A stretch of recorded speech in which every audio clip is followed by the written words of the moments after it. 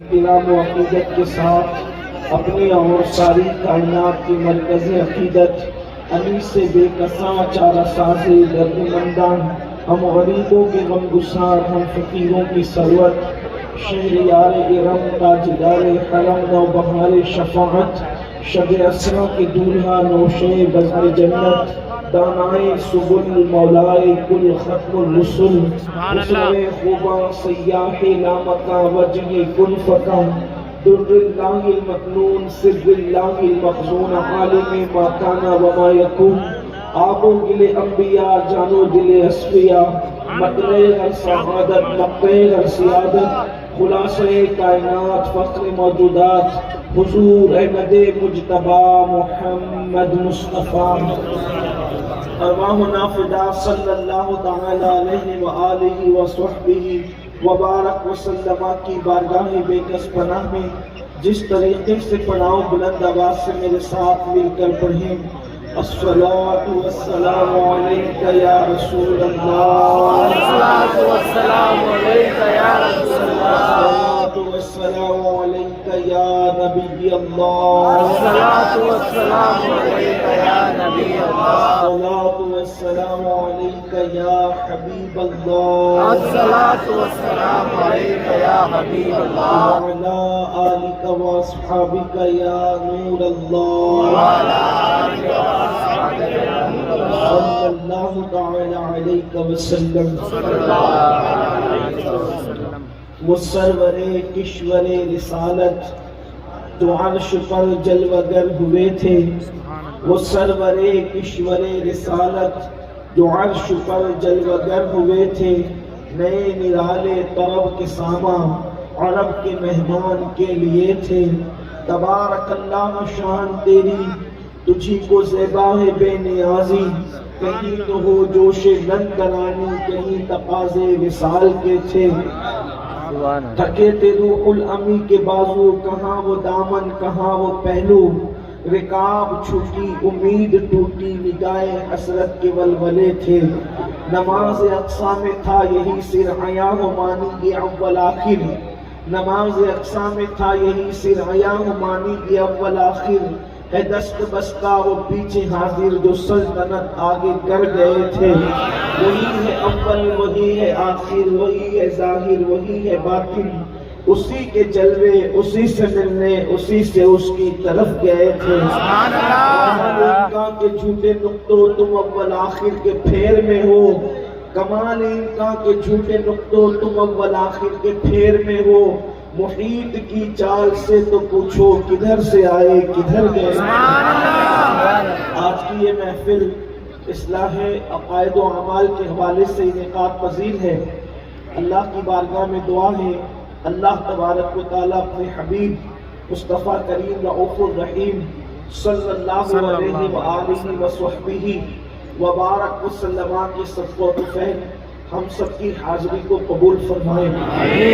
اصل گفتگو اور اصل خطاب انشاءاللہ آپ کو امیر محترم قائد محترم حضرت العلامہ مولانا حافظ قاری محمد شاکر علی نوری صاحب قبلہ سے سماعت کرنا ہے۔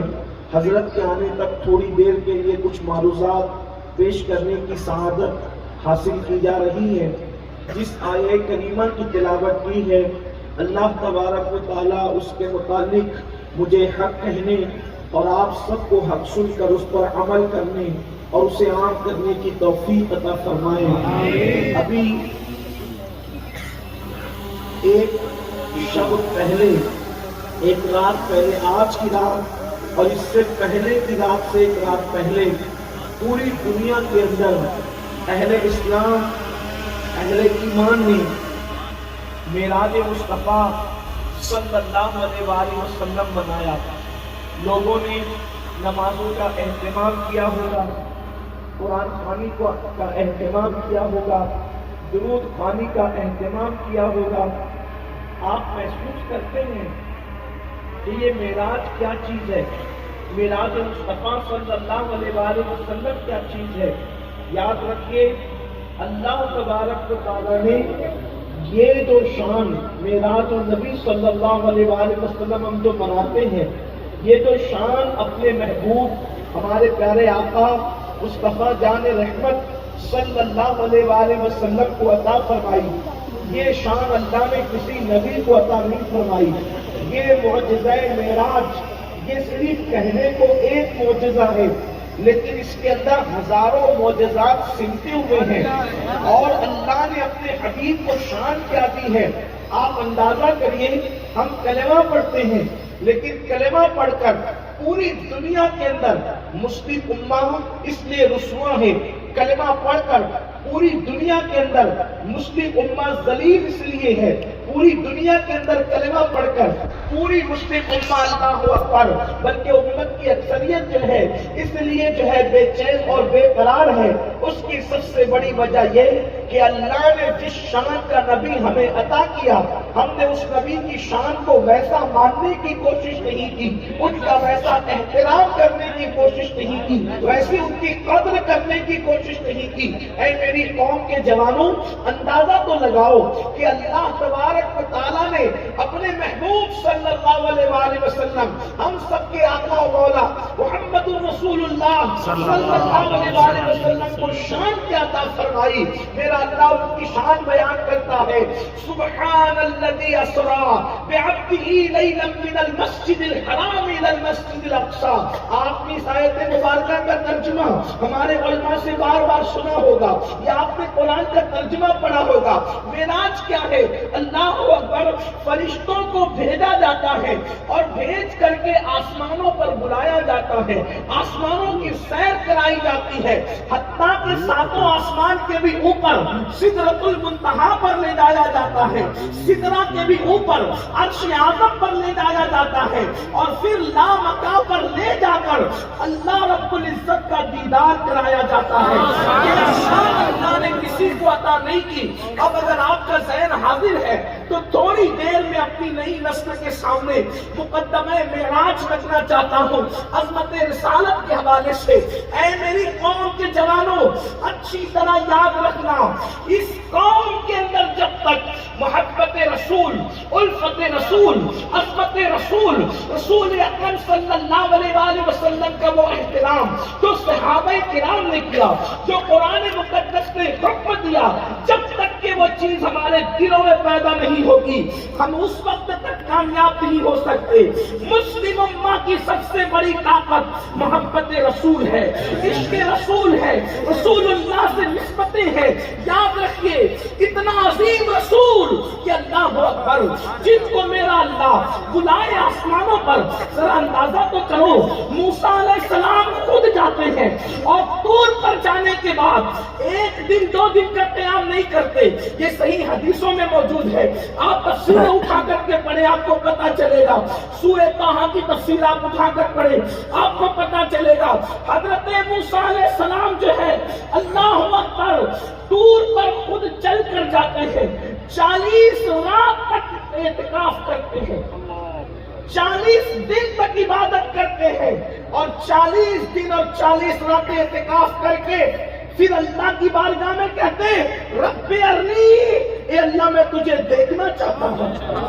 آپ غور فرمائیں، کہاں وہ موسیٰ علیہ السلام کا گھر چھوڑ کر کے جانا، اور اس کے بعد 40 راتیں جنگل میں رکنا، 40 رات تک ایک جنگل میں رکنا، 40 رات تک کے جنگل میں قیام کرنا، اپنے بیوی کو چھوڑ کر، گھر والوں کو چھوڑ کر، پوری قوم کو چھوڑ کر رات و دن عبادت کرنا. اور پھر سوال کون سا؟ رب ارنی انظر الیک، اے اللہ میں تجھے دیکھنا چاہتا ہوں، ذرا اپنا آپ دکھا. اتنی عبادتوں کے بعد موسیٰ جیسے کلیم کو ندا آتی ہے، لن ترانی، تم نہیں دیکھ سکتے. اور یہ تمہارے میرے نبی کی شان ہے. میرے نبی سو رہے ہیں اور جبریل کو بھیج کر بلایا جاتا ہے، چلیے ہم تمہارے مشتاق ہیں.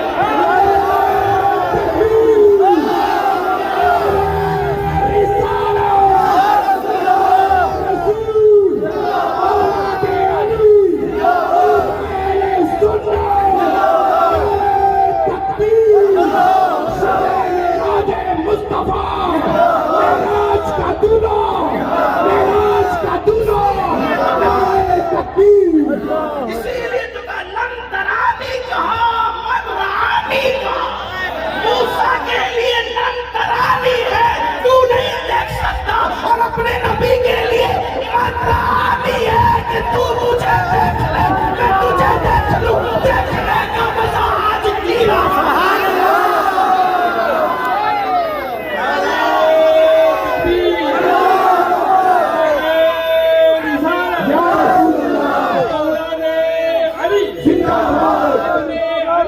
اور کائنات ولایت میں نہ کسی نبی کو یہ مقام ملا، نہ کبھی کسی رسول کو یہ مقام ملا، نہ کسی فرشتے کو یہ مقام ملا کہ وہ خدا کو دیکھ سکے۔ اور یاد رکھنا، اب آئیے ذرا بات آگے چلے گی، اگر آپ کا دماغ اور ذہن حاضر رہے گا تو اللہ اکبر، اپنے نبی کی عظمت سمجھو۔ خدا کو دیکھنے والی ایک ہی ذات ہے جس کو محمد رسول اللہ کہتے ہیں، اس کے سوا کسی نے خدا کو نہیں دیکھا، ایک ہی محمد رسول اللہ نے دیکھا، اور وہ اپنے نبی ہے۔ اور پھر آئیے تو صحیح، بات آگے آتی ہے، اللہ اکبر، یہ نبی نے سفر کیا، اللہ اللہ، رسول اللہ کا سفر ہے۔ سفر معراج قرآن نے دو مقام پر بیان فرمایا، ایک تو سورہ بنی اسرائیل کی ابتدائی آیت کے اندر، وہ جو آپ ہمیشہ پڑھتے ہیں، جسے سورۃ الاسراء بھی کہتے ہیں، سبحان الذی اسری بعبدہ لیلا من المسجد الحرام الی المسجد الاقصی الذی بارکنا حولہ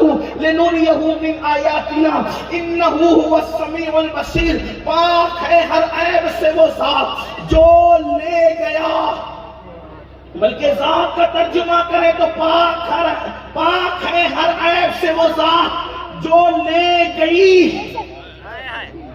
اور پھر قرآن کہتا ہے کس کو لے گئی؟ بے عبدہی۔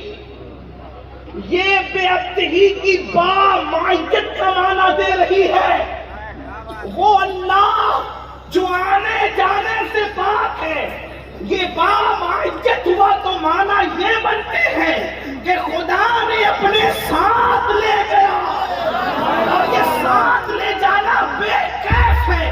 اب ہم اتنا کہہ سکتے ہیں کہ ساتھ لے جانے پر ایمان ہے، کیسے لے گیا کیفیت کو لے جانے والا جانتا، جیسے اس دعا پر ایمان ہے لیکن کیفیت اسے معلوم ہے، وہ جانتے ہیں، ہمیں نہیں پتا۔ اللہ اکبر۔ تو ویسے ہی جو بات کی مائیت بے عبدہی، اپنے بندے خاص کو اس نے سیر کرائی، اور کب کرائی؟ لیلا، رات کے تھوڑے سے قلیل سے حصے میں، کہاں سے کہاں تک؟ مسجد الحرام الی المسجد الاقصی، مسجد حرام سے مسجد اقصی تک۔ کیوں کرائی؟ کیوں کرائی؟ الذی بارکنا حولہ، کہ ہم نے مسجد اقصی کے آس پاس، اندر نہیں، مسجد اقصی کے آس پاس برکتیں رکھی ہیں، برکت کہاں رکھی ہے؟ مسجد اقصی کے ارد گرد، اندر نہیں، کیونکہ یہ قرآن اللہ کا کلام ہے۔ جو چیز پر سب ایمان لائے، جس کو سب معلوم ہے، جنہیں سب معلوم ہے، قرآن اس کو بیان نہیں کرتا۔ بھئی مسجد کے اندر تو برکت رہتی ہے، سب کا عقیدہ مسجد میں برکت رہتی ہے، تو مسجد میں برکت ہے قرآن بیان کرتا تھا، تو سب کو معلوم ہے، لیکن جو نہیں معلوم تھا وہ بیان کیا۔ الذی بارکنا حولہ، مسجد اقصی کے آس پاس برکتیں ہیں۔ امام راضی لکھتے ہیں یہ برکتیں کیا ہیں؟ تو وہ برکتیں انبیاء کے مزارات ہیں، جسے قرآن برکت کی جگہ کہتا ہے۔ تو میرے نوجوانوں، یہود و نصارہ کے بہکاوے میں آ کر انبیاء اور اولیاء کے مزارات کو مٹی کا ڈھیر مت کہنا۔ قرآن انہیں الذی بارکنا حولہ کہہ رہا ہے۔ قرآن جسے برکت کہے وہ مٹی کا ڈھیر نہیں ہو سکتا۔ اللہ فرماتے ہیں ہم نے برکت رکھی۔ امام راضی کو اٹھا کر کے دیکھ لیں، امام فخر الدین رازی نے تفسیر کبیر میں لکھا کہ بارکنا حولہ سے مراد جو ہے وہ انبیاء اور اللہ کے محبوب مقبول بندوں کے مزارات ہے۔ پھر اللہ فرماتا ہے کہ وہ مزارات تو ہیں، وہ برکتیں تو ہیں، لِنُرِيَهُ من آیاتنا، اس لیے وہاں لے گئے تاکہ ہم ان کو اپنی نشانیاں دکھائیں۔ اور وہ نشانیاں کیا تھی وہ آگے بیان کی جائے گی۔ اور پھر قرآن کہتا ہے انہ هو السمیع البصیر، کہ بے شک وہ ہے دیکھنے والا اور سننے والا، وہ ہے سننے والا اور دیکھنے والا۔ یہاں ہو کی ضمیر ہمارے علماء فرماتے ہیں ذات باری کی طرف بھی لوٹ رہی ہے، اور اس کی عطا سے اس کے محبوب کی طرف بھی لوٹ رہی ہے. تو یہ جو نئی نہ فرمایا کہ رات میں سیر کرائی، یہ جو رات میں سیر کرائی جو فرمایا، تو کسی کو شبہ نہ ہو جائے کہ رات میں نبی نے دیکھا کیا، اور وہ بھی 27ویں رجب کو، چونکہ 27ویں کو تو رات میں چاند بھی نہیں رہتا، رات ہے دن میں سورج نہیں، 27ویں ایک چاند نہیں. تو قرآن نے آگے کہہ دیا انہو هو السمیع البصیر، ارے وہ میرا محبوب دیکھنے والا بھی ہے، سننے والا بھی ہے. دیکھنے کے لیے اجالے کی ضرورت ہے، نہ سورج کی ضرورت ہے، نہ چاند کی ضرورت ہے، اس لیے کہ آنکھیں وہ بھی ہے جو اجالے میں بھی دیکھتی ہے اور اندھیرے میں بھی دیکھتی ہے.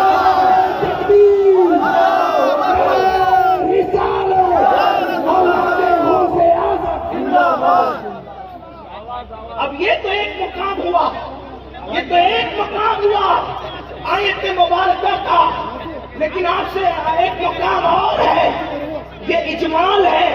اس کی تفصیل قرآن دوسرے مقام پر بیان کرتا ہے. وَالنَّجْمِ إِذَا هَوَىٰ مَا ضَلَّ صَاحِبُكُمْ وَمَا غَوَىٰ وَمَا يَنطِقُ عَنِ الْهَوَىٰ إِنْ هُوَ إِلَّا وَحْيٌ يُوحَىٰ عَلَّمَهُ شَدِيدُ الْقُوَىٰ ذُو مِرَّةٍ فَاسْتَوَىٰ وَهُوَ بِالْأُفُقِ الْأَعْلَىٰ ثُمَّ دَنَا فَتَدَلَّىٰ فَكَانَ قَابَ قَوْسَيْنِ أَوْ أَدْنَىٰ فَأَوْحَىٰ إِلَىٰ عَبْدِهِ مَا أَوْحَىٰ. یہ اس کی تفصیل آ رہی ہے، لیکن ایک بات میں آپ سے پوچھتا ہوں، ابھی اس میں کوئی تفصیلہ کرنے سے پہلے اے میری قوم کے جوانوں، میں آپ سے پوچھتا ہوں، آپ دیکھیے سفر آپ بھی کرتے ہیں، سفر ہم بھی کرتے ہیں، اور سفر ہو رہا ہے، قیامت تک ہوتا رہے گا، سفر جاری رہے گا. آپ اپنے گھروں سے سفر کر کے سکیت آئے جلسے میں، ہم اپنے گھر سے سفر کر کے سکیت آئے جلسے میں، یہاں سے آپ بھی گھروں کو جائیں گے یا کہیں اور جائیں گے، ہم نے بھی کہیں اور جانا ہے. لیکن میں آپ سے پوچھتا ہوں، کوئی سفر کرتا ہے ملک کا، کوئی سفر کرتا ہے پردیسی ملک کا، کوئی سفر کرتا ہے اللہ اوپر دریاؤں کا، کوئی سفر کرتا ہے بادوں کا. اسی طریقے سے سب کا سفر الگ الگ ہوتا ہے. لیکن بات یہ ہوتی ہے جب انسان سفر کرتا ہے تو سفر کی یادگاروں کو وہ لکھتا بھی ہے، سفر کی یادگاروں کو بیان بھی کرتا ہے. لیکن اللہ اکبر، دنیا کا دستور کیا ہے؟ کسی بیٹے کا سفر نامہ کبھی باپ نہیں لکھتا، کیونکہ باپ کا مرتبہ بڑا ہے. استاد کا سفر نامہ شاگرد لکھتا ہے، شاگرد کا سفر نامہ استاد نہیں لکھتا، کیونکہ استاد کا مرتبہ بڑا ہے. اسی طریقے سے پیر کا سفر نامہ مرید لکھتا ہے، مرید کا سفر نامہ کبھی پیر نہیں لکھتا، اس لیے کہ بڑے مرتبے والا چھوٹے مرتبے والے کا سفر نامہ نہیں لکھا جاتا. لیکن یہ میرے نبی کی شان ہے، سفر مصطفیٰ جان رحمت کر رہے ہیں، اور سب سے بڑی ذات جسے خدا کہتے ہیں وہ ان کے سفر نامے کو بیان کر رہا ہے.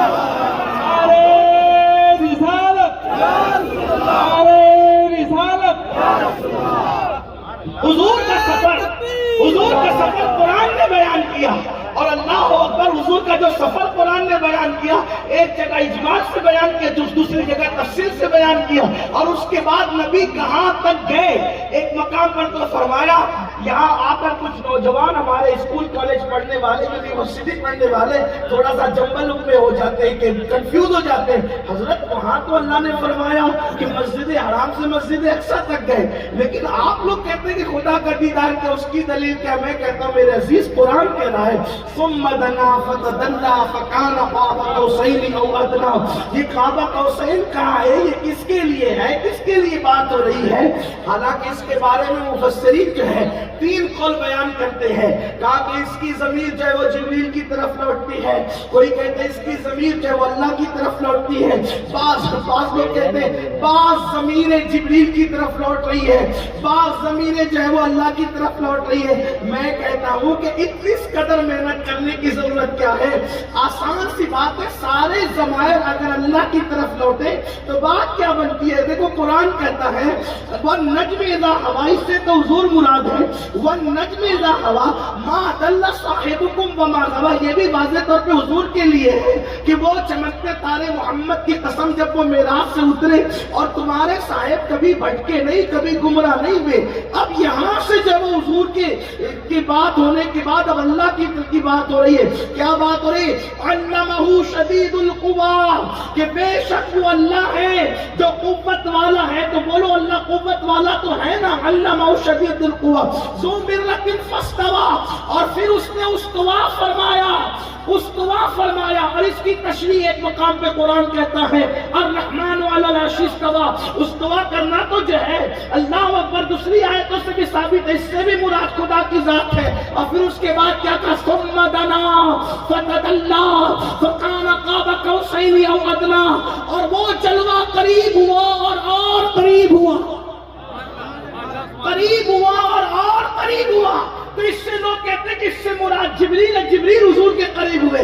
میں نے کہا اللہ کے بندو, اگر بادشاہ کسی وزیر کو دیکھ لے تو یہ بھی کوئی معراج ہوتی ہے, بادشاہ کا وزیر کو دیکھنا بھی کوئی معراج ہوتی ہے. جبریل تو خاتم بھی ہے, وزیر بھی ہے, اس لیے کہ معراج کی ابتدائی ہو رہی ہے, رسول اللہ سو رہے ہیں تو جبریل کا حکم ہوتا ہے میرے محبوب کے قدموں پہ اپنا سر رکھ کر ان کو جگاؤ, تاکہ لوگوں کو پتا چلے جہاں سے جبریل کی پیشانی کے مقام کی انتہا ہوتی ہے وہاں سے محمد کے تلووں کی ابتدا ہوتی ہے.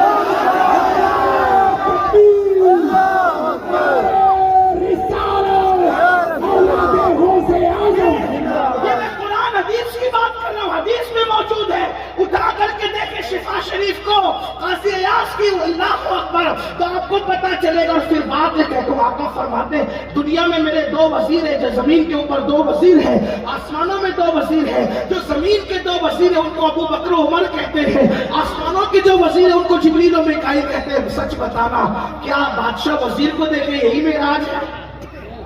دل کتنے چھوٹے لوگوں کے نبی کے لیے. ثم دنا فتدلی فکان قاب قوسین او ادنی, وہ جلوہ قریب ہوا اور قریب ہوا. تو کون قریب ہوا؟ میں کہتا ہوں ابھی سب کو پیچھے رکھو, امام بخاری سے پوچھو کون قریب ہے. سبحان اللہ. امام بخاری سے پوچھو کون قریب ہوا. بخاری لکھ رہے ہیں, کیا وہ مضمون بعد میں بتاؤں گا, پہلے اس کے آگے کی تشریح بتا دوں. جب حضور علیہ السلام سدرہ کے آگے گئے تو حضور علیہ السلام پردے طے کرتے رہے, حجابات. اپنا خدا حجاب میں ہے, اپنا خدا حجاب میں جیسا کہ اس کی شان ہے. اور حجاب میں رہنا نہ یہ قید ہے نہ یہ ذلت ہے. حجاب میں رہنا یہ رہنے والے کی عظمت اور بزرگی کی دلیل ہے. تو جن کو حجاب ہضم نہیں ہوتا اس کا مطلب یہ ہے کہ کہیں نہ کہیں وہ بزرگی سے اور عزت سے دور نظر آتے ہیں, ورنہ عزت والے تو حجاب میں ہوتے ہیں. ہر عزت کی چیز حجاب میں ہوتی ہے. ارے دنیا کے نکمے لوگ ننگے گھومتے رہتے ہیں, ننگوں کو کوئی شریف نہیں کہتا. جو بدن کو حجاب میں ڈھک کر کے کپڑوں میں آتے ہیں لوگ کہتے ہیں لباس میں آیا ہے, اسی لیے اس کے اندر شرافت ہے.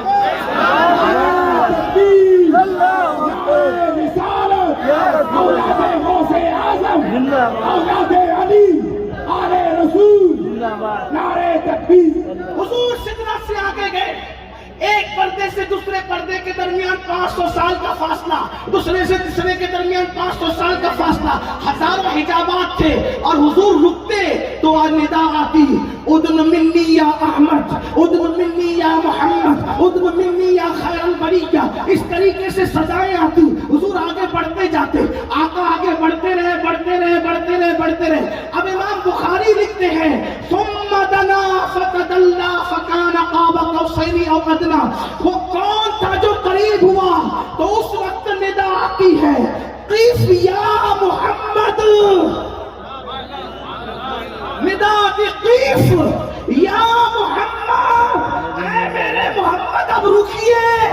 دنل جبار رب العزت,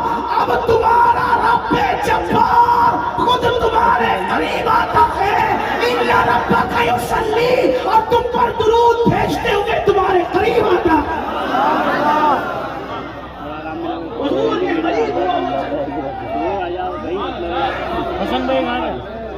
हुजूर के करीब हुआ वो जलवा जैसा कि उसकी शान है।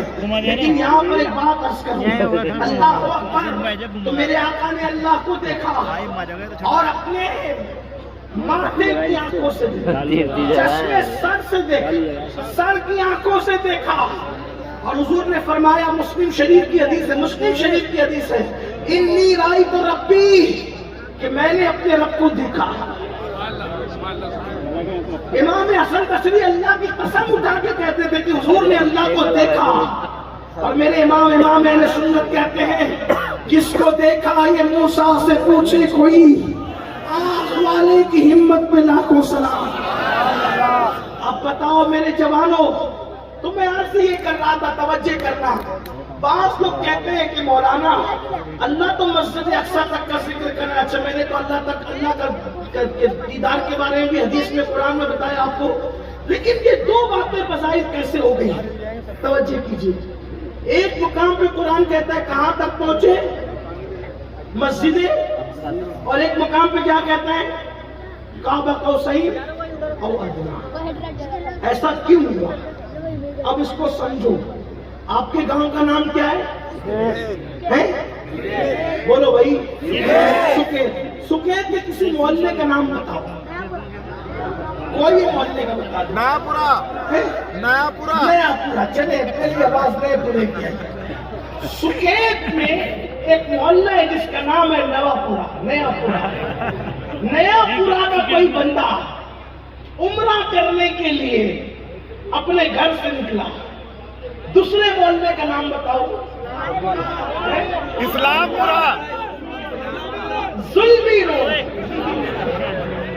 नवापुरा से बंदा उम्रा करने के लिए निकला, जुल्मी रोड पहुंचा। तवज्जो करना, ध्यान देना। नवापुरा से उम्रे की नियत से निकला, जुल्मी रोड पहुंचा। लोगों ने भीड़ देखी, फूल हार एक के गले में देखे और पूछा कौन? का अब्दुल्ला। कहां का इरादा? उम्रा का है। कहां का? ये नवापुरा का। जुल्मी रोड पहुंचा तो कहां, क्या बोला? नयापुरा का रहने वाला है, उम्रा करने वाला हाजी, उम्रा को हज करने वाला, उम्रा करने वाला कहां का? नयापुरा का। ठीक। आपको पहुंचा कोटा।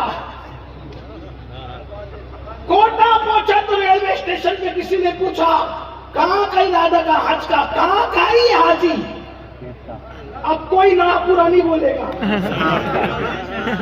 क्या बोलेगा? सुकेत। सुकेत का। अब कोटा से पहुंचा मुंबई, तो वहां पूछा कि कहां का? कोटा का। राजस्थान का। मंजिल बदल रही है, इलाके के नाम बदल रहे हैं। और जब मक्का पहुंचा, हाजी कहां का? इंडिया। पाकिस्तान नहीं, इंडिया का। अरे सुकेत में तो नयापुरा बोल रहा था, राजस्थान में कोटा बोल रहा था, मुंबई में राजस्थान बोल रहा था। लेकिन मक्का आया तो बोली बदली कैसे? तो लोग कहेंगे ओ अल्लाह के बंदे अमीरुल कादरी, वो मक्के में दूसरे मुल्कों से आने वालों को क्या पता ये कोटा कौन सी चिड़िया का नाम है, सुकेत कौन से कबूतर का नाम है। अरे उसको जो पता है वही बताया जाता है। तो जब मेरे नबी ने अबू जहल को बताया, मक्के के काफिरों को बताया, तो वो अक्सा से आगे नहीं जानते थे, इसलिए कहा नबी अक्सा तक गए। लेकिन जब अबू बकर को बताया तो कहा कि दो कमानों से कम का भी फासला रहा और मैं खुदा का दीदार करके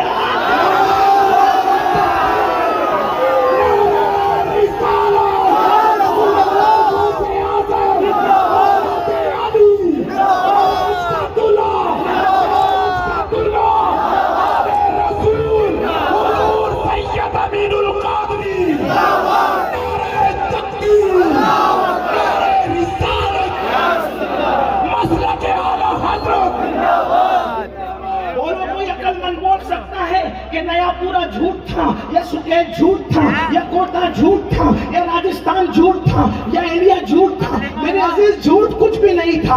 جیسی عقل والا سامنے آیا اس کے مطابق گفتگو کر دی گئی. جیسی عقل والا سامنے آیا اس کے مطابق بات کر دی گئی. ابو جہل آیا تو اقصا تک گیا, وہ اس پر ہی ناچنے کودنے لگا, کیسے ہو سکتا ہے. لیکن ابو بکر سامنے آئے تو کہا یار کو دیکھ کر کے آیا ہوں, باتیں کر کے آیا ہوں, شفاعت کا وعدہ کروا کر کے آیا ہوں. 50 کا تحفہ دے رہا تھا, اس کو بار بار آتے جاتے 5 کا کروا کر کے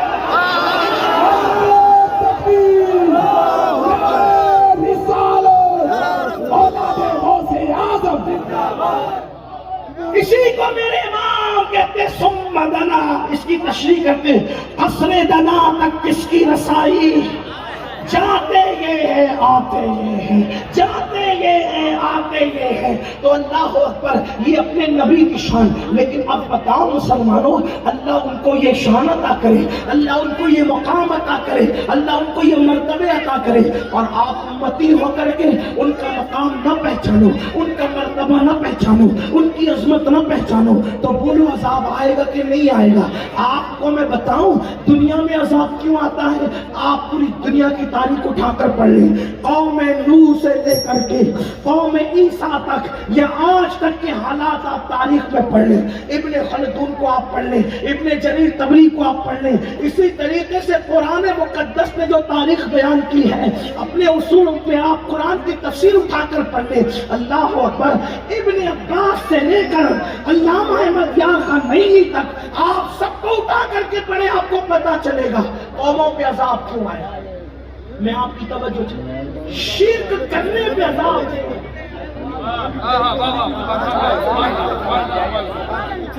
میں اپنے ایک ایک جملے کا ذمہ دار ہوں, توجہ کروں. آپ اگر سمجھ سکتے سکیت والوں تو سمجھو, شرک کرنے پہ اللہ کا عذاب کیوں.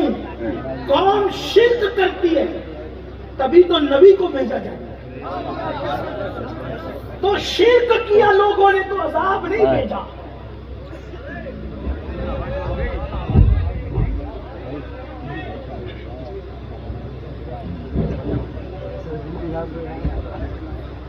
شرک کیا قوم نے تو عذاب نہیں بھیجا بلکہ نبی کو بھیجا.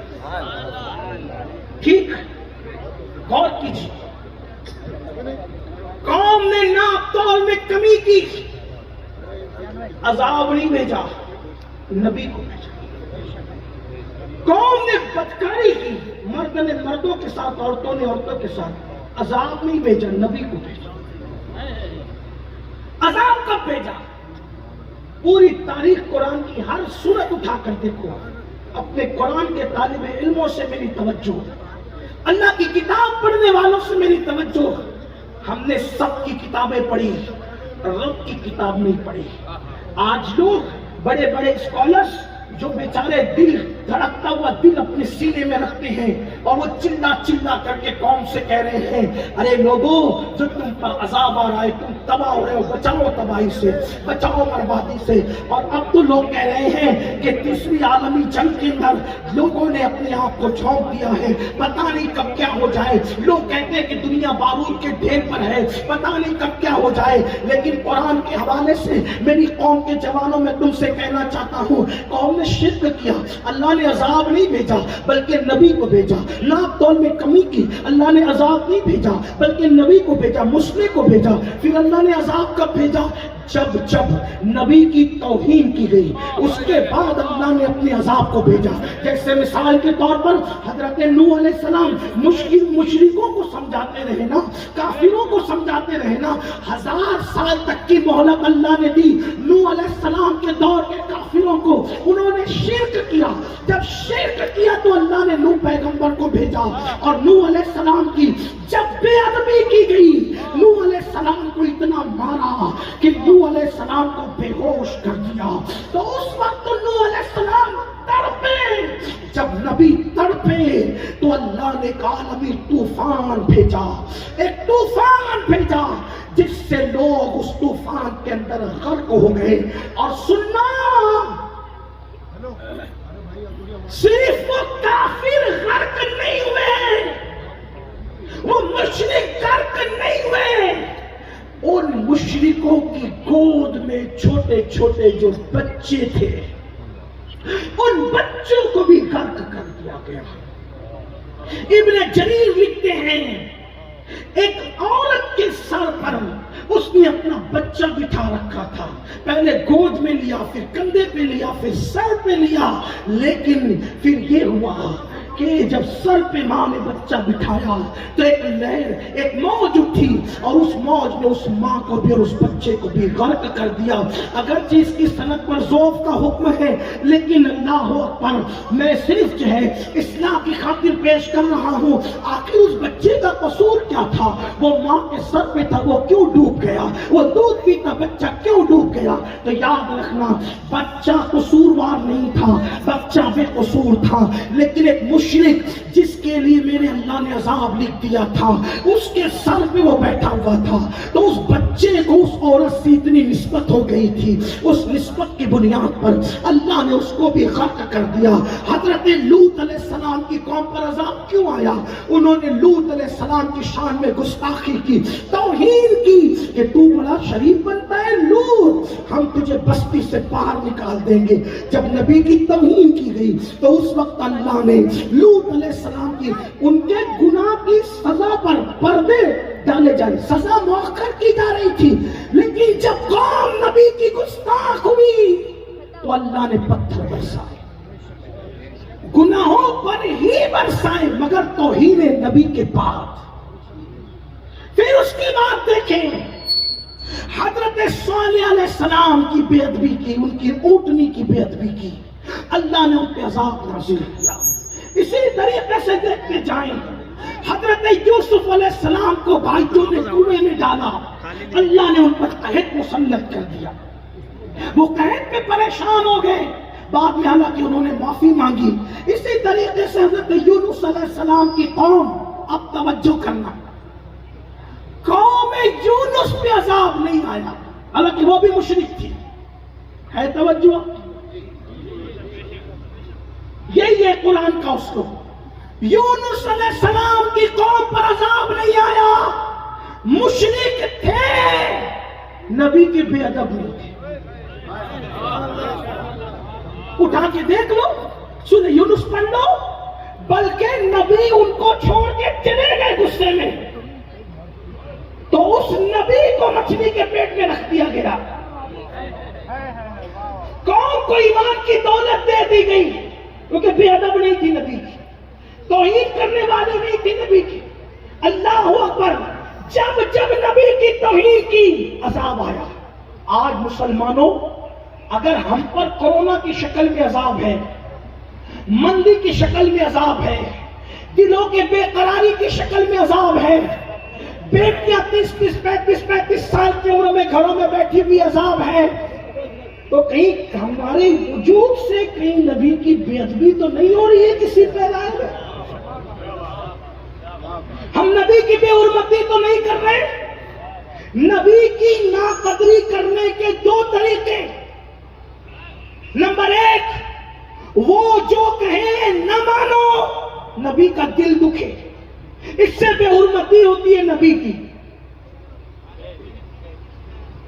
حالانکہ اس پر کوئی گستاخی کا حکم نہیں ہے، کیونکہ کرنے والا کبھی شامت اعمال کی بنیاد پہ کرتا ہے، اس کا شعور بھی نہیں جاتا، تو وہ بندہ بہرحال مصیبت میں پھنستا ہے، مگر حکم اس پر کچھ نہیں ہوتا، کیونکہ اس کا شعور بھی اس طرف نہیں جاتا، لاشعوری طور پہ اس کا وہ دل دکھا رہا ہوتا ہے۔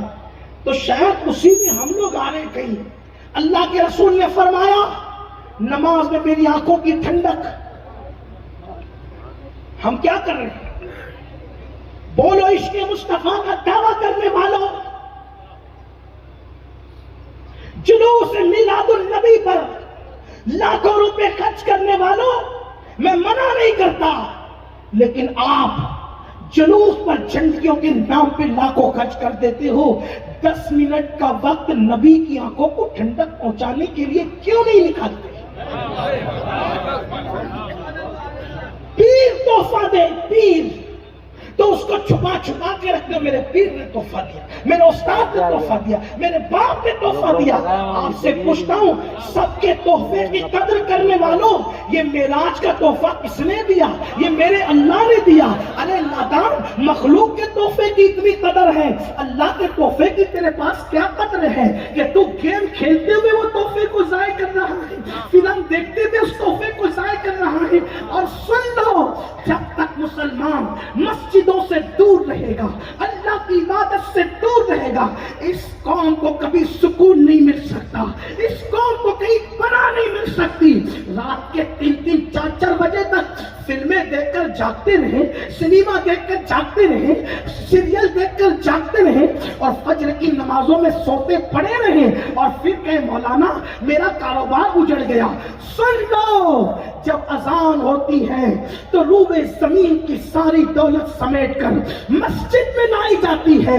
جو مسجدوں میں آتے ہیں اللہ ان کو برکت بھی دیتا ہے اور ان کو روزی بھی دیتا ہے, اور جو مسجدوں میں نہیں آتے انہیں روزی تو ملتی ہے مگر برکت نہیں ملتی. اور اچھی طرح یاد رکھنا, اللہ کا گھر چھوڑ کر نہ کسی کہیں پناہ ملی ہے کسی کو, نہ آپ کو مجھے پناہ مل سکتی ہے. اس لیے آپ یوٹیوب کے لیے اتنا وقت نکال رہے ہیں, فیس بک کے لیے اتنا وقت نکال رہے ہیں, آپ دوسرے کاموں کے لیے وقت نکال رہے ہیں. میرے عزیز, آپ دوستوں کے پاس جاتے ہو تو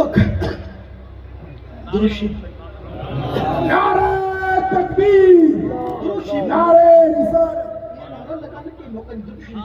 اللهم صل على سيدنا مولانا محمد وعلى آل سيدنا مولانا.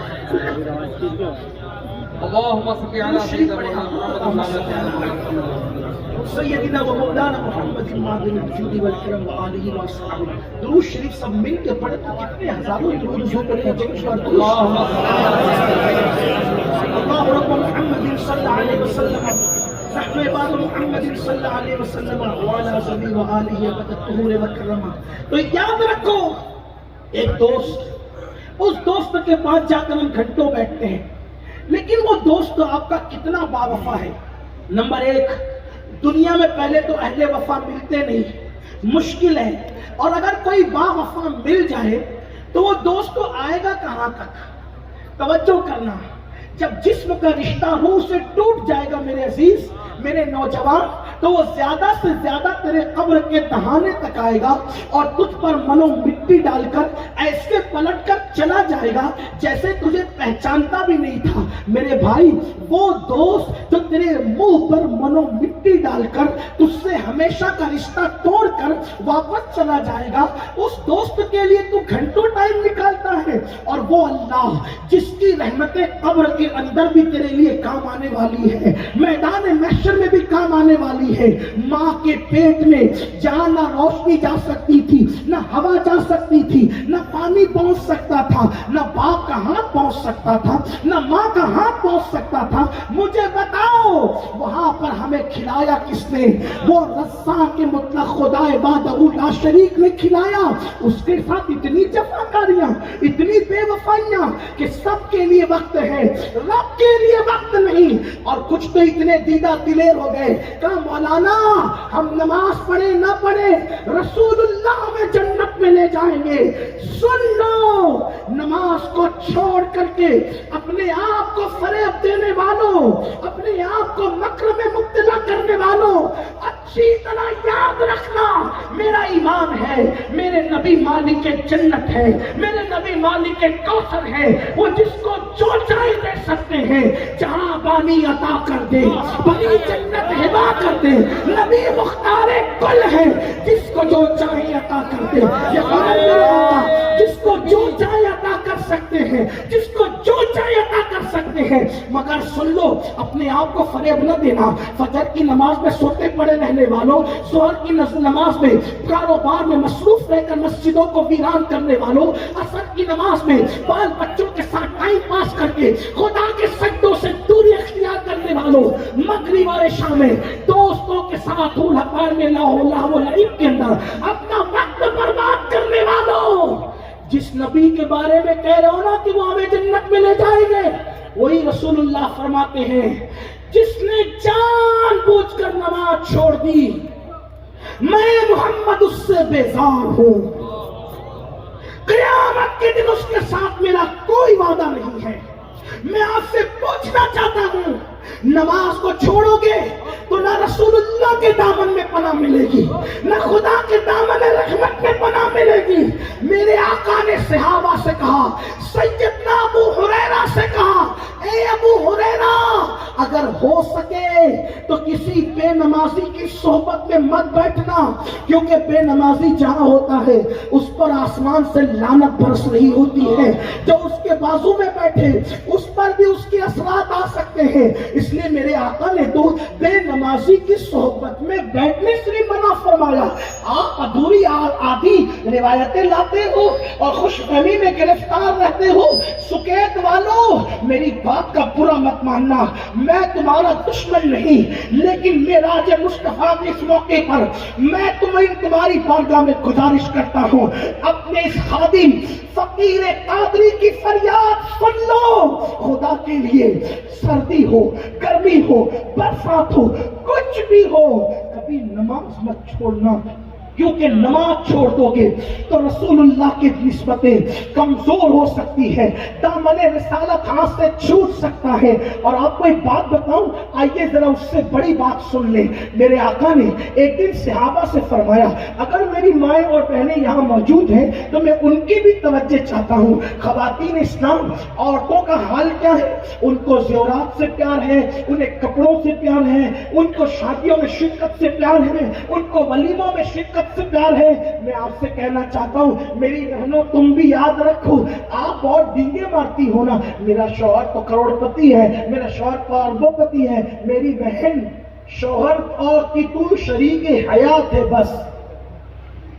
ہاں بہت قصے گڑے آپ نے لیلا مجنوں کے، شیرین فرحات کے. میں نے بھی ممتاز اور شاہ جہاں کو تقریروں میں خوب بیان کیا، کرتا بھی ہوں، آگے بھی کروں گا. لیکن ایک بات آپ سے کہتا ہوں، کوئی اپنا جو ہے بس صرف دنیا کی حد تک، اگر وفادار ہے تو دنیا کی حد تک، ورنہ لوگ تو دنیا میں بھی وفادار نہیں ہیں. لوگ ملک سے پیار کرنے نکلے، بیوی کو چھوڑ کر کے بھاگے. لوگوں کا حال تو یہ ہے. وفا لوگ کرتے کس سے ہے آج کل؟ سب سے مہنگی چیز دنیا میں اور مشکل چیز ہے وفا. وفا، اور اگر وفا مل بھی جائے تو صرف جیتے جی. آج میری بہن شوہر کی دولت پہ اتنا نہیں، نئے کپڑوں پہ اتنا نہیں، زیورات پہ اتنا نہیں. میری بہن، جس دن تیری روح کا رشتہ تیرے جسم سے ٹوٹ جائے گا، تیرا شوہر بھی تیرا نہیں رہ جائے گا، اور تو بھی اپنے شوہر کی نہیں رہ جائے گی. یہ دنیا ہے. اس لیے کب تک روٹیاں بیل بیل کر کے نماز کا وقت ضائع کرو گی؟ شوہر کے لیے کھانا بناتی ہو، بچوں کے لیے بناتی ہو، ساس سسر کے لیے بناتی ہو، بہت اچھا ہے. جو عورتیں گھر کا کام کاج خوشی خوشی کرے، اللہ ان عورتوں کو جہاد میں شرکت کرنے کا ثواب عطا کرتا ہے. ایک صحابی آگے کہتے ہیں، یا رسول اللہ، مرد تو جہاد کرتے ہیں، ہم گھر میں بیٹھی رہتی، ہمارے لیے جہاد نہیں. آقا فرماتے گھر کا کام کاج کیا کر، اللہ اسی میں تجھے جہاد کا ثواب عطا فرمائے گا. عورتوں کو اس میں ثواب ہے. لیکن میری بہن، جب نماز کا وقت آئے تو روٹیاں چھوڑ، کچن چھوڑ، اور تو اللہ کی عبادت میں لگ جا. ولیمے میں اگر تو میک اپ کر کے گئی ہے تو وضو کر. یہ مت سوچنا میں نے وضو کیا تو میک اپ دھل جائے گا. میری بہن، اگر اسی وقت تجھے موت آئی تو اس میک اپ کی اوقات کیا ہے، اس سنگار کی حیثیت کیا ہے؟ اس لیے میک اپ دھلتا ہے، دھلتا رہے، کبھی نماز نہیں چھوٹے. کوئی روٹی جلتی ہے، جلتی رہے، نماز نہیں چھوٹے. اگر کسی کے کھانے میں تاخیر ہوتی ہے، ہوتی رہے، سب کو مؤخر کر دو، پہلے اللہ کی عبادت کرو. اب سنو، جو نماز نہیں پڑھتے ان کا کیا حال ہے؟ میرے آقا نے اپنے صحابہ سے کہا، اے میرے صحابہ، جب تم دعا کرو تو یوں دعا کیا کرو کہ اے اللہ، ہمیں محروم مت کر اور ہمیں بدبخت مت کر. کیا مت کر؟ محروم مت کر اور ہمیں بدبخت مت کر. نہ ہم محروم ہوں نہ ہم بدبخت ہوں. تو صحابہ نے پوچھا، آقا یہ محروم کون ہے اور بدبخت کون ہے؟ آپ کہتے ہیں نا، یار وہ کماتا ہے تو برکت نہیں ہوتی، بدبخت ہے. لوگ کہتے ہیں ایسا. کہاں تک صحیح ہے کہاں تک غلط ہے تو مفتیان کرام بتائیں گے. میں کوئی مفتی نہیں, میں تو آپ کا بھائی ہوں, آپ کا خادم ہوں. لیکن لوگ کہتے ہیں کہ یہ بدبخت ہے, رشتے نہیں آتے کہتے بدبخت ہے, بیوی مر گئی تو کہتے بدبخت ہے, شوہر مر گیا تو کہتے بدبخت ہے. لیکن حضور کے نزدیک بدبخت کون ہے؟ بدبخت حضور کس کو کہتے ہیں؟ آقا نے فرمایا میرے صحابہ دعا کرو اللہ تمہیں محرومی سے اور بدبختی سے بچائے. تو صحابہ نے پوچھا یا رسول اللہ محروم کون ہے, بدبخت کون ہے؟ تو میرے آقا نے فرمایا جو نماز چھوڑ دے وہ محروم بھی ہے اور وہ بدبخت بھی ہے. ہم کہاں ہیں؟ اپنے بچوں کا مستقبل درست کرنا ہے, انہیں نمازی بناؤ. اپنی بچیوں کا مستقبل بہتر کرنا ہے, انہیں نمازی بناؤ. عہد کرو کہ کیسے بھی حالات ہوں نماز نہیں چھوٹے گی. نماز میرے آقا کی آنکھوں کی ٹھنڈک ہے. تو میں نے کیا بات عرض کی تھی کہ بے ادبی کے دو طرح کے پہلو نکلتے. نمبر ایک کہ نبی کی بات کو نہ ماننا, یہ بھی ایک بے ادبی کا پہلو نکالتا ہے. اس کی تشریح میں نے تھوڑی سی عرض کر دی. ٹھیک.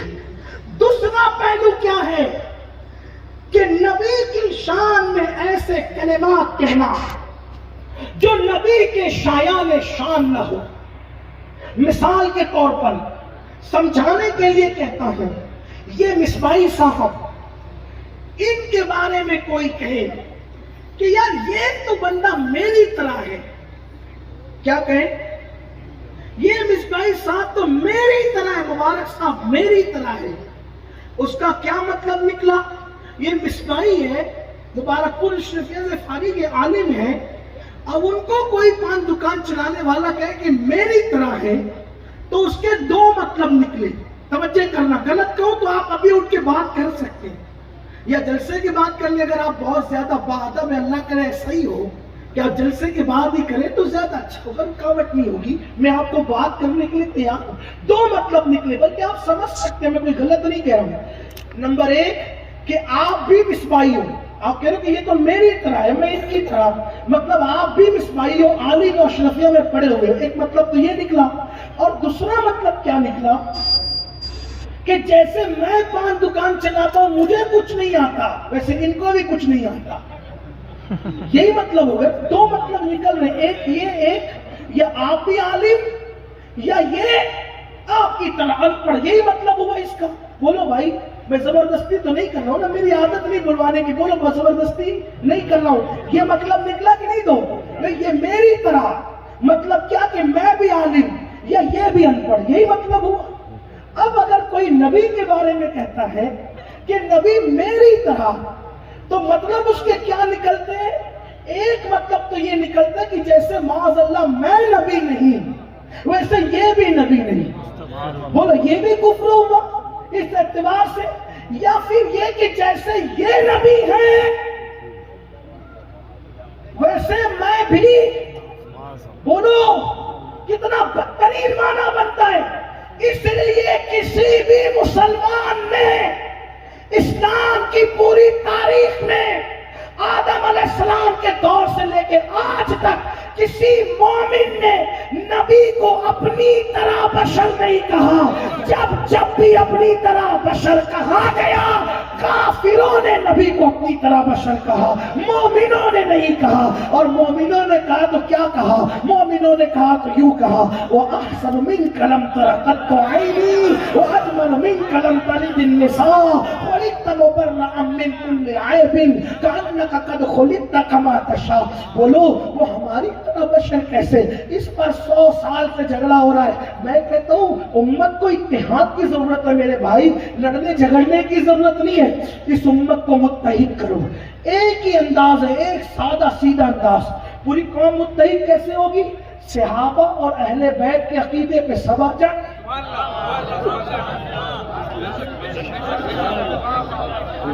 ابو بکر نے جو کہا صدیق اکبر نے وہی سب کہو. مولا کائنات نے جو کہا سب کہو. اور مولا علی نے کیا کہا؟ حضور نے ان کو اپنا بھائی کہا. اچھا حضور نے ان کو بھائی کہا, لیکن انہوں نے پلٹ کر پوری زندگی کبھی نبی کو بھائی, بولو کبھی بھائی. بلکہ کیا بتاؤں، جب مولا علی یمن گئے، یمن ایسا ہوتا ہے نا جب کوئی کسی اجنبی علاقے میں جاتا ہے تو لوگ اس کا تعارف کراتے ہیں. تو مولا علی پہلی بار یمن گئے. جیسے آپ کے سکیت میں آیا تو علماء کرام نے، ہمارے شکیل بھائی نے بڑی بڑی باتیں میرے بارے میں کہہ دی، حالانکہ میں اس قابل نہیں، لیکن پھر بھی تعارف کرانے کے لیے بڑی باتیں ہوتی ہیں. لیکن مولا علی کے لیے تو ہو بھی نہیں رہی تھی بڑی باتیں، کیونکہ وہ تو بڑے تھے ہی. اور لوگ کیا تعارف کرا رہے تھے، یمن والوں یہ اخی رسول ہیں، یہ زوج بطول ہیں، یہ حسنین کے بابا ہیں، یہ فاطمہ خیبر ہے، یہ فاتح بدر و حنین ہے، یہ باب مدینۃ العلم ہے، یہ خاتم الولایت ہے. مولا کائنات بیٹھے دے گا تو چپ رہے، اب میں اپنا تعارف کراتا ہوں کہ علی کون ہے. او تعارف کرانے والے تو چپ رہے، میں آج بتاؤں گا یمن والوں کے کہ علی کون ہے. تو مولا علی کھڑے ہو کر کہتے سن لو علی کا تعارف، انا عبیدم من عباد محمد، میں محمد کے غلاموں میں سے ادنا سا غلام ہوں. یہ صحابہ کی بولی ہے، یہ بولی صحابہ کی ہے. حضور اپنی طرح بشر ہو ہی نہیں سکتے. اس پہ بات بہت چل سکتی ہے، میں زیادہ لمبی نہیں کرتا. امت متحد ہوگی اسلاف کے عقیدے پر، صحابہ اور اہل بیت کے عقیدے پر، اولیاء اللہ کے عقیدے پر. اور آپ سے کہتا ہوں یار وہ بشر تو ان کی حقیقت ہے ہی نہیں، یہ تو لوگ چکر میں ہیں کہ وہ بشر ہے. ہاں حالانکہ ہم ان کو بشر مانتے بھی ہیں، کہتے بھی ہیں، لیکن یہ ان کی حقیقت نہیں ہے. ان کی حقیقت پر قدرت نے بشریت کا پردہ ڈال کر ان کو ہمارے درمیان بھیج دیا. حسب بیدم شوارسی کہتے ہیں اب آدمی کچھ اور ہماری نظر میں ہے، اب آدمی کچھ اور ہماری نظر میں ہے. جب سے سنا ہے یار لباس بشر میں ہے، جب سے سنا ہے یار لباس بشر میں ہے. اب آپ کو ایک بات بتاؤں، توجہ کرنا، ذرا دھیان دینا، معراج کی بات چل رہی ہے. دیکھو اگر میرا بشر اگر فرشتے کو دیکھ لے، آپ کی توجہ تھک تو نہیں ہے نا؟ ابھی بہت اچھی گفتگو آپ کو سننا ہے، بولو تھکے تو نہیں نا آپ؟ ہاں لیکن معراج کی بات آتی ہے تو جبریل تھکتے ہیں. آپ اور میری حیثیت کیا ہے؟ میرے امام کہتے تھکے کہ روح امی کے بازو، کہاں وہ دامن، کہاں وہ پہلو، رکاب چھوٹی، امید ٹوٹی، نگاہ حسرت کے ولولے تھے. تو آپ سے کہتا ہوں جو نیرا بشر ہوگا، مکمل خالص بشر ہوگا، پیور بشر ہوگا، وہ فرشتے کو دیکھ کر کے زندہ رہ سکے گا؟ بولو بھائی. ارے لوگ فرشتے کو دیکھتے نہیں، اور اگر فرشتہ نظر آ جائے تو آنکھیں کھلی کے کھلی رہتے ہیں، بند کرنا بھی بھول جاتے ہیں. پھر بہو آ کر بند کرتی ہے، بیٹے آ کے بند کرتے ہیں، بھتیجے آ کے بند کرتے ہیں نا. وہاں فرشتے کو ایک بار دیکھا تو آنکھیں بند کرنا بھول گئے. اور یہ کیسا بشر ہے کہ جو خدا کو دیکھ رہا ہے اور آنکھیں بھی جھپکتی نہیں. ما زاغ البصر وما طغى، آنکھیں بھی ٹیڑھی نہیں ہوتی، پلک بھی جھپکتی نہیں، ٹک ٹکی باندھ کر جیسا کہ دیکھنے کی شانتی ویسے میرے نبی خدا کا دیدار کرتے رہے، دیدار کرتے رہے خدا کا. کیونکہ وہ لباس بشر میں آئے تھے. اور اللہ نے ان سے کیا کہا؟ ایک مزے کی بات کر دوں آپ کے سامنے. وہاں بہت سی باتیں میں قرآن کہتا ہے فَأَوْحَىٰ إِلَىٰ عَبْدِهِ مَا أَوْحَىٰ، اللہ نے جو وحی کرنی تھی اپنے بندے کو کی. اب اللہ نے جو باتیں کرنی تھی کی. وہ جو بہت سی باتیں ہوئی کسی کو نہیں پتا، کچھ پتا چل گئی. تو ان میں سے ایک بتاتا ہوں آپ کو. چلیے اگر وقت رہا تو دو بتا دوں گا وہاں کی باتوں میں سے. ہم اپنی مرضی سے نہیں لائے، کتابوں میں لکھا، اپنا کوئی بڑا کارنامہ نہیں. ایک بات تو یہ کہ اللہ نے اپنے محبوب سے کہا پیارے محبوب تو جانتے ہیں کہ میری سلطنت کا بادشاہ کون ہے، میری سلطنت کا دولہ کون ہے؟ دولہ کیا کہا؟ اے پیارے محبوب تجھے پتہ ہے میری سلطنت کا دولہ کون ہے؟ تو اس وقت حضور نے ادب کیا، جواب نہیں دیا. تو کہا چل محبوب او پیارے حبیب تجھے دکھاؤں کہ میری سلطنت کا دولہ کون ہے. اللہ نے کس سے کہا؟ اپنے محبوب سے کہا تجھے دکھاؤں کہ میری سلطنت کا دولہ کون ہے. حضور فرماتے ہیں ایک پردہ تھا، حجاب تھا، ہٹایا گیا، اور جب حجاب ہٹا تو وہاں کوئی اور نہیں تھا، وہاں میری تصویر موجود تھی۔ خدا محبوب یہ دیکھ میری سلطنت کا دولہا یہ ہے، اسی کو جو مفتی اعظم کہتے ہیں خدا کی سلطنت کا دو جہاں میں کون دولہا ہے، تم ہی تم ہو، تم ہی تم ہو، یہاں تم ہو وہاں۔ نعرہ تکبیر، نعرہ رسالت، امیر اکریہ، مسلک اعلیٰ حضرت، مسلک اعلیٰ حضرت، نعرہ تکبیر، نعرہ رسالت، علماء اہل سنت، آل رسول، اولاد غوث اعظم۔ علماء کرام سے گزارش ہے تھوڑا پیچھے جائے ورنہ اسٹیج آپ کا۔ علماء کرام سے دیکھا کس نے، دکھایا کس نے، تو فرماتے ہیں آسان لب و لہجے میں کہتے ہیں وہی ہے اول، وہی ہے آخر، وہی ہے ظاہر، وہی ہے باطن، اسی کے جلوے اسی سے ملنے، اسی سے اس کی طرف گئے تھے۔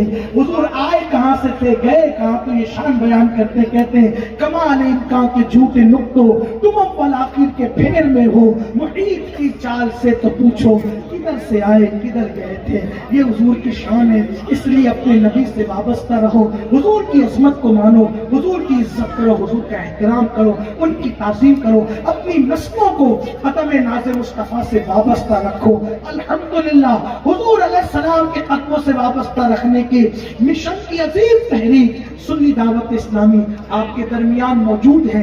آپ دور نزدیک سے جہاں سے تشریف لائیں، میری گزارش ہے ہمارے مبلغین بھی ہمارے ساتھ موجود ہیں، عشق مصطفیٰ کے احیاء کی یہ تحریک، عشق مصطفیٰ کو دلوں میں زندہ کرنے کی یہ تحریک، جیسے اقبال نے کہا تھا بھٹکے ہوئے آہو کو پھر سوئے حرم لے چل، اسی مشن کے ساتھ یہ تحریک آپ کے درمیان ہے۔ آپ اپنے علاقوں میں اس کی برانچز قائم کریں، شاخیں قائم کریں، تحریک سنی دعوت اسلامی سے جڑیں، اور اگر یہ تحریک احیاء عشق رسول کا یہ سب کام کر رہی ہے تو اس کا پورا پورا صحرا اگر کسی کے سر جاتا ہے تو عصر حاضر کا وہ ایک عظیم عاشق رسول جس کو مفتی اعظمین جیسا نوری پیر مل گیا اور اس نوری نے ان کو نوری بنا دیا۔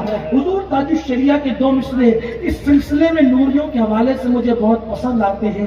وہ کہتے ہیں یا رسول اللہ تیرا نوری جو ہے، تیرا نوری وہ ہے جس نے بنائے ان گنت نوری، تیرا نوری وہ ہے جس نے بنائے ان گنت نوری، تیرا قطرہ وہ ہے جس سے ملا دھارا سمندر کا، تیرا قطرہ وہ ہے جس سے ملا دھارا سمندر کا۔ تو الحمدللہ ایسے عاشق رسول کی قیادت میں ہم کام کر رہے ہیں، اور اب زیادہ کوئی گفتگو ہو بھی نہیں سکتی، بہت دیر ہو چکی، اور آپ لوگ اصل میں حضرت کی بلائی کو سننے کے لیے آئے ہیں۔ میں پورے ہندوستان میں جب حضرت تشریف لاتے ہیں تو لوگوں سے یہی کہتا ہوں کہ ہم جو کچھ سیکھتے ہیں ہمارے حضرت سے سیکھتے ہیں اور آپ کو آ کر بتا دیتے ہیں، اور جن سے سیکھا جاتا ہے تو ان کے سامنے جو ہے وہ سبق سنایا جاتا ہے، تقریریں نہیں کی جاتی۔ حضرت تشریف لا چکے ہیں، ہم بغیر کسی تاخیر کے حضرت کا وہ عظیم ناصحانہ خطاب، مفکرانہ خطاب جس میں انشاءاللہ مدبرانہ حکمت والی باتیں بھی ہوگی، آپ اس کو بہت سنجیدگی سے سماعت کریں۔ امید ہے کہ اہل سکیت انشاءاللہ تعالی جیسے سنجیدگی کے ساتھ سن رہے تھے ویسے سنیں گے انشاءاللہ تبارک و تعالی۔ حضرت قبلہ امیر محترم نے بہت ساری کتابیں لکھی ہیں، 2 درجن سے زائد کتابوں کے مصنف ہیں، اور جو وہ درجنوں نعتوں کے ماشاءاللہ جو وہ تخلیق کرنے والے بھی جنہوں نے اپنے کلام لکھے، بڑے خوبصورت کلام ہیں جس میں آپ نے حضور کی بات کی ہے تو اپنے لیے کچھ دنیا مانگنے کی بجائے انہوں نے دل کو سنوارنے کی بات کی ہے۔